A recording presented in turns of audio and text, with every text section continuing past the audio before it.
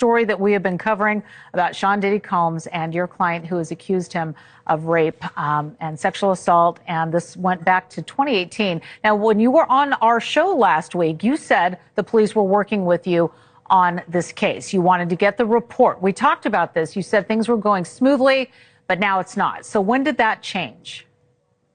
Last night, actually. Wow. I got an email from them, the county, not the city police, that then said I needed a subpoena to get the records, which I think we all know about Freedom of Information Act, which requires a public information be given freely. That's why it's a federal law.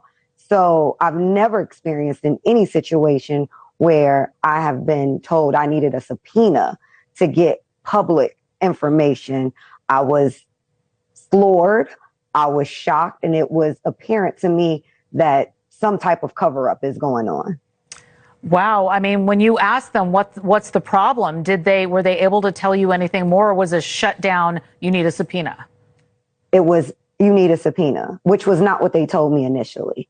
Wow. Initially, they just said all I needed to do was send a letter on my letterhead with my client's information, the date of the report, and the report number, and that they would get the information out to me within 10 days. I even inquired if they needed any money to accomplish that, because a lot of precincts, they charge like X amount of cents per page, 10 cents, 25 cents, or they'll give you a flat fee. And I was requesting body cam footage, the actual report, and any subsequent amendments to that report. And they completely shut me down. I've never experienced this in my life.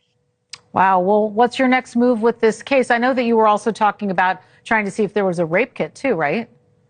Yes, I did discover. I had a 4-hour conversation with my client today. We pretty much went over the fact portion, as I told you on Friday, that I was writing the complaint this week. And so we were doing the fact portion of her complaint today. And I did find out that she went to 2 different places. She went to her primary care doctor, and then she also went to the hospital.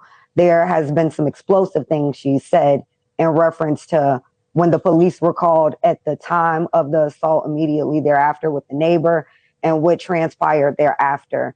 And even when the police came to the hospital, because when she went to the hospital, they did call a different precinct to come in. But it's very weird and odd that no one is giving me. She even said they sent her a letter. The police sent her a letter saying that if she wanted to get her own police report, she needed a subpoena. And I've never heard anything like this. It goes against federal law. The Orinda police are in violation of federal law. And I will make sure if they want to be the next facing a lawsuit, they can be the next.